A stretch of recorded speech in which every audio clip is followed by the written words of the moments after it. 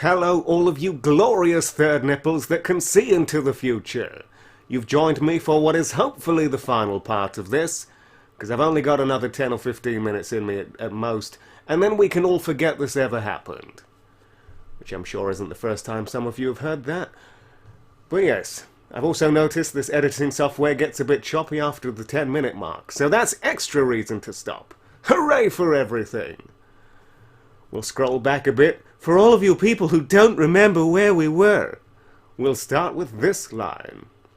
Robotnik. You could have fooled me, you sexually stunted charlatan! Quark then throws his rattle from the floating table stand at Robotnik as he goes off screen. Quark. Ah, take a hike, you lard egg belly. Robotnik. Quack! As we scroll the mouse off of the screen. Yeah. A door hatch out of nowhere then opens up, and Bugs Bunny, who happens to be an old 1940s telephone, turns to speak to Robotnik while still having the phone in his ear. They're both still in freefall, by the way. The door hatch Bugs is in is acting like a portal to another dimension that is somehow falling with them. I mean, obviously, if you didn't know that already, I mean, what story are you reading? Christ. Bugs. Pardon me, Doc. But do I sound like Peter Griffin? But is this the correct rabbit hole to Palm Springs? Ooh. Robotnik. How should I know, you furry anthropomorphic beast? I don't see a sign anywhere that says I'm your travel agent. So why don't you shove a carrot up your nose? And Bugs. On the phone. What? Oh no, it's just some fat, washed-up moron, or maroon, I should say. What a maroon. From the 90s. Well, what do you mean cancel the reservation? We've already booked the flowers for the dinner. Or diner, as it says. Bugs closes the door hatch as we scroll up slightly, or down, whatever. Bugs closes the door hatch as he's on the phone, presumably with Lola Bunny. Robotnik, still falling. Okay, place your bets. Are we going to get to the point where they stop falling before I stop giving the slightest iota of a shit about this story? I don't know. Odds are pretty even right now. Robotnik, still falling, is passed by the catfish from Conker's Bad Fur Day. You know, that old classic character. Swimming upstream, in thin air, and then eventually greeted by the the drawn-together version of Fat Alan. Ow. Of all the characters! I thought, ooh, is Captain Hero coming in this? Oh. But no. Anyway. And also I saw the word doof, and I thought maybe it's Doofenshmirtz, but it's not. You build me up just to knock me back down. Ah, well. Who is upside down and half off camera? Again, if this were a story... You're mixing it up, Crimson. So this is basically a script for a movie. Is that where we're going with this, as opposed to a fan fiction? I think I finally caught on there. Alright. I assume this would be as a book, and I could read it as a book, but apparently not. This is the screenplay. Okay. Fat Alan. Hey, hey, hey. Someone's flying upside down today. As I refuse... I will never do that voice again, because that's already butchered my throat. Robotnik, why don't you people mind your own goddamn sexy business? Fat Alan. Hey man, you're the boss. I thought he'd have said something like, what do you mean, you people? As I get a swig of water, because I need it after that.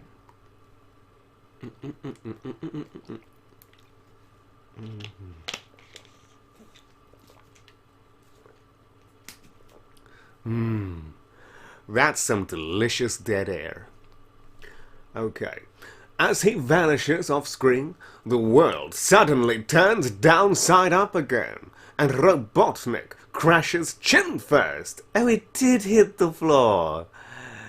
Some of you probably won that bet. I sure as shit didn't. Crashes chin first, directly at the bottom of the rabbit hole, only to see Sonic run off again, panicking about being late through a dark, twisted corridor. Robotnik. Doof! What? I'm not even in this story. Out of nowhere, a refrigerator in freefall crushes Robotnik's head. The end. Thanks for joining me, everyone. Followed by a safe, an anvil, and then a giant piano. Robotnik. Horf! Doi! Shul! Clang! Moomins! Oh no. No, no, no! I'm late! I'm late! I'm late! Robotnik pops his head out of the broken rubble. You blasted hedgehog! Hold still, so I can catch up with you. With you is what he said. Robotnik bursts out of the broken piano pieces and chases after him. But as Robotnik goes off camera, his cat Dina, who followed after him, hits the ground face first and goes splat like a fucking tomato. There we go. Meow. Meow, I say. And is then crushed headfirst, violently, by a mini-safe, a bathroom sink, a motorcycle, and then an armored truck filled with money sacks, which then comedically fall out of the truck's broken back doors, giggity, as the car horn and car alarm go on endlessly. Like a certain other thing that comes to mind. Okay, where were we? Robotnik runs through the twisted corridor as it gets smaller and darker. An open door then slams shut in front of Robotnik. He opens it only to find two more different colored and smaller doors behind it. Frustratedly, Robotnik opens them all, only to find he's too small to fit through the gap. Ignoring this... Wait, that doesn't make... Whatever, I'm done trying to throw logic on this. Ignoring this, irony, or coincidentally, he somehow manages to very cartoonishly force his entire body through the doorframe anyway, like a sexy octopus. Or octopi, whatever. Okay, as he struggles with all of his might to pull himself through, Robotnik then finds himself in a room with a glass table and another door with a talking doorknob that happens to be sleeping.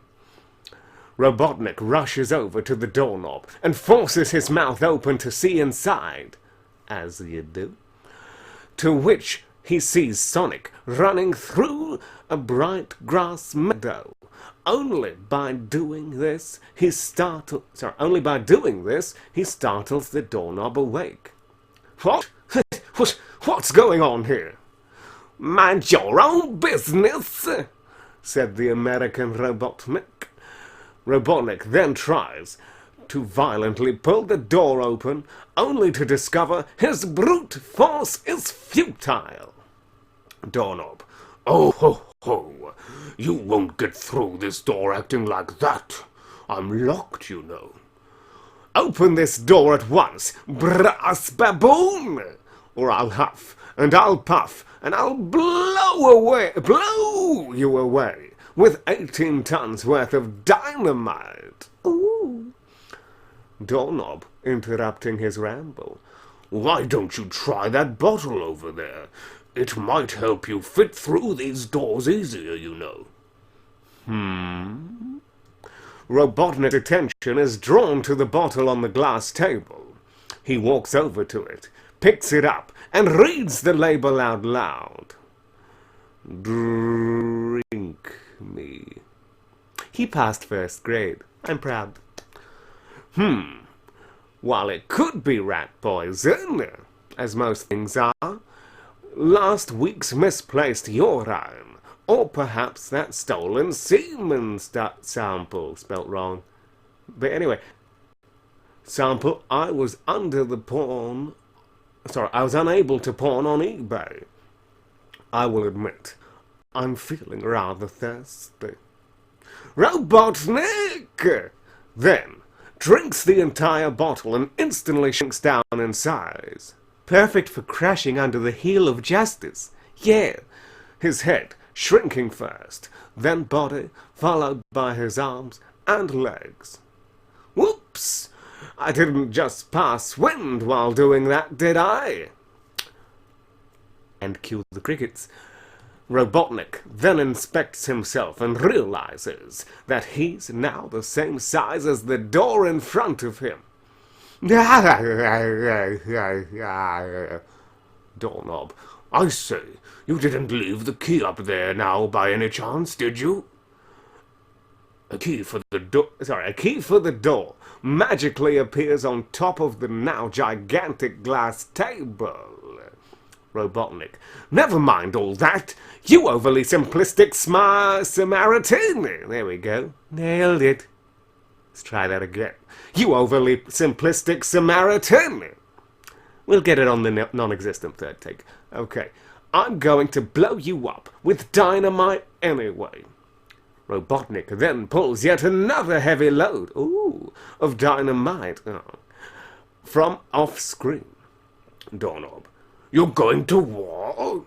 Okay, seriously, when we get to the end of this right here is where we're ending it. Because we're already on 12 minutes. Ooh. Okay. Where were we? Robotnik then pulls Grounder out from off-screen and gets ready to pull the plunger again. Ready when you are, Dr. Robotnik. Again, not trying impressions. Of course you are, you green ape! What use are you to me if I can't use you to blow up other people's houses? Sorry, Dr. Robotnik. That's the door. Wait a minute now. Ready? Fire! Way! Kaboom! The end. For realsies this time. If any of you want to read the rest of this, there you go.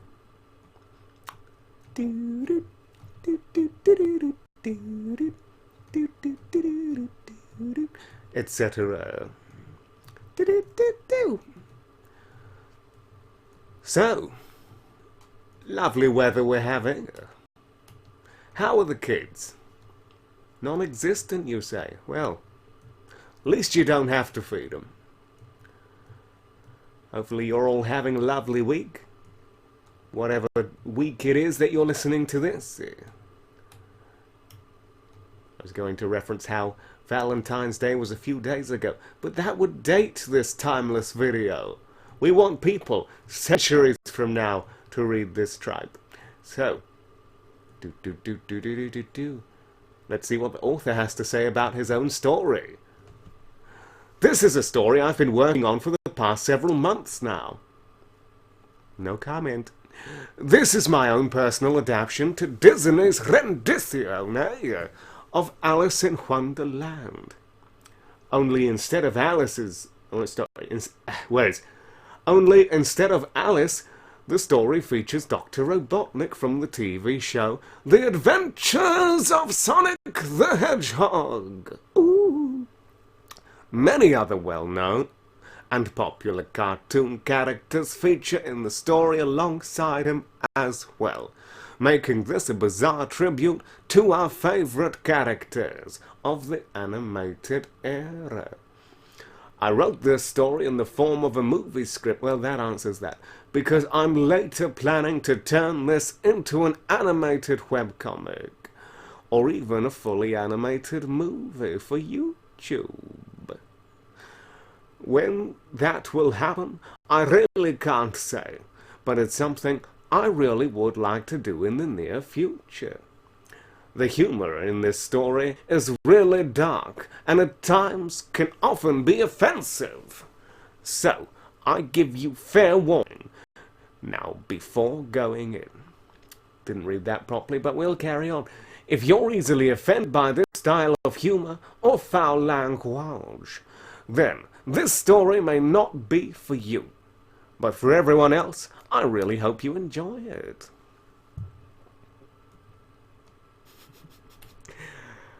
Okay. And here are his adoring fans. Yes, it is a he. There you go. I'll read this very last bit here. It's been far too long since I've submitted anything to this site. This is a story I've been working on in the sidelines for several months now, and was determined to make today the day I finally finish it. Because of size limitations, I had to split the story into 2 separate parts, rather than give you the full script in its entirety. Part 2 is here. Hope you enjoy reading this. It's lengthy, but I'm confident the payoff is worth it if you're willing to go all the way. Winking face.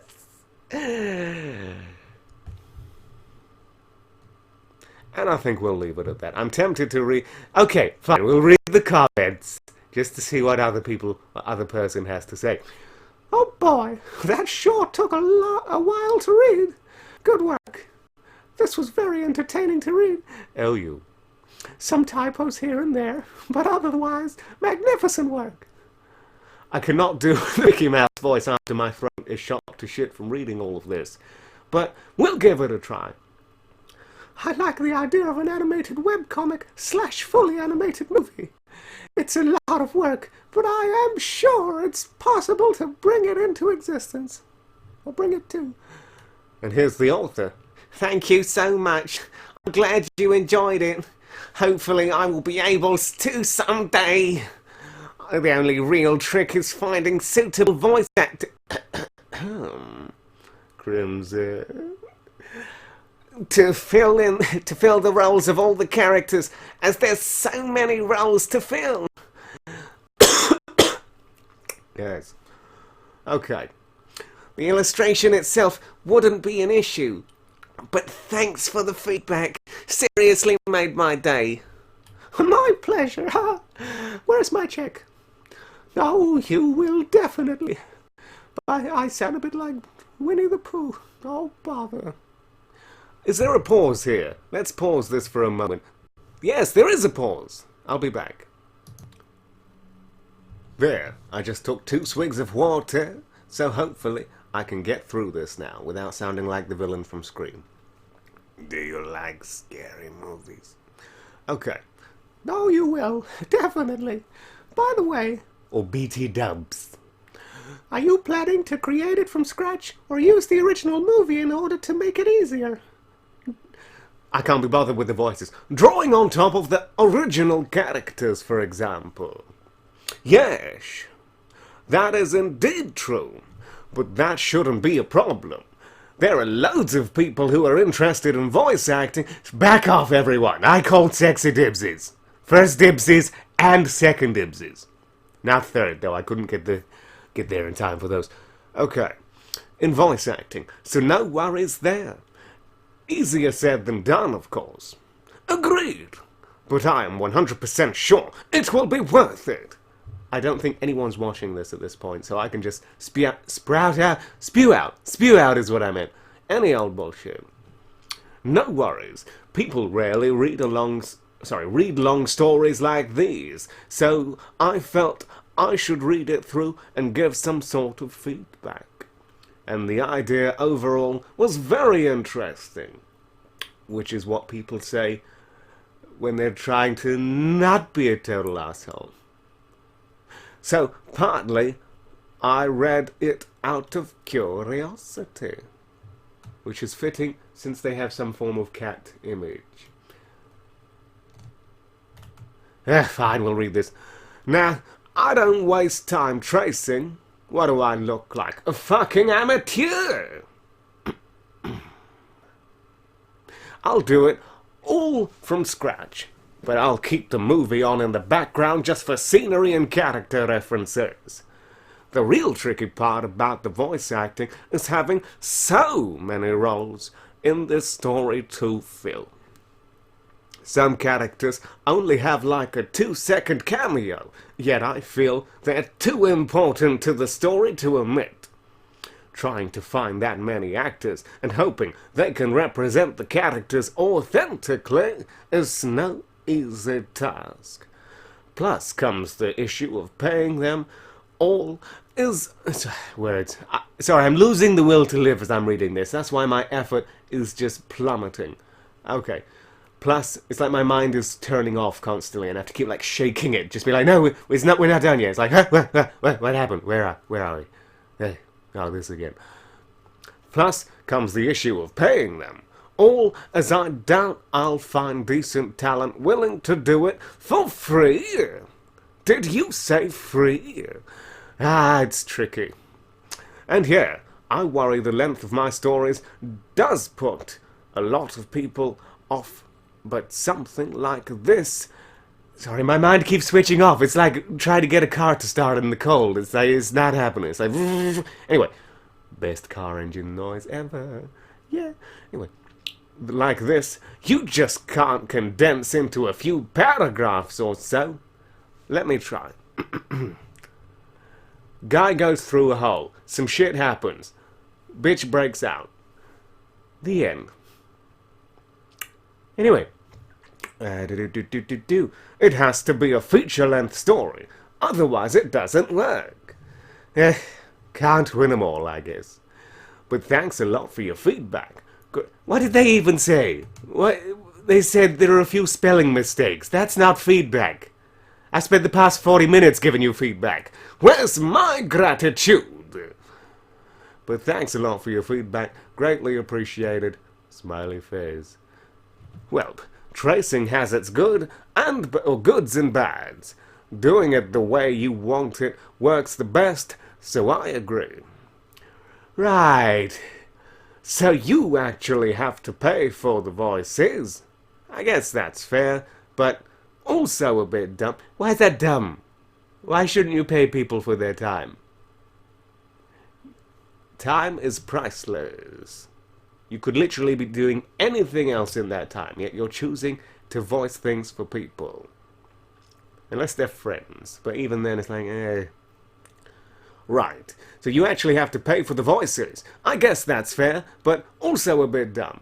Anyway, it is a lot of work, but getting the voices for the characters one at a time sounds like a plan of some sort. Once you have the time, motivation, luck, I am sure it will all turn out just fine. Worry about them later, though. Even though pretty much all animation is done from taking the voices first. You have the script, and then you voice it, and you work out an animatic. Otherwise, you're just wasting time, because you need to have the voice track down to sync the animation to. Unless you're dubbing some Japanese bullshit. But still. So, worrying about the voices later, it's like you're basically just... You're like, I need to get there, but I have nowhere to... I have no car to get there, but it's fine. We'll worry about that later. Anyway, that's a crappy example, but yes, they do, unfortunately. Young people almost yes, those young 28-year-olds never... Anyway, young people almost never read long stories, and those who would lack the proper time to do so. True, you could always give it a try, though. No worries. Well, that was 24 minutes we'll never get back. Thank you for joining me, everyone. And by everyone, I mean probably just the author. But there you go.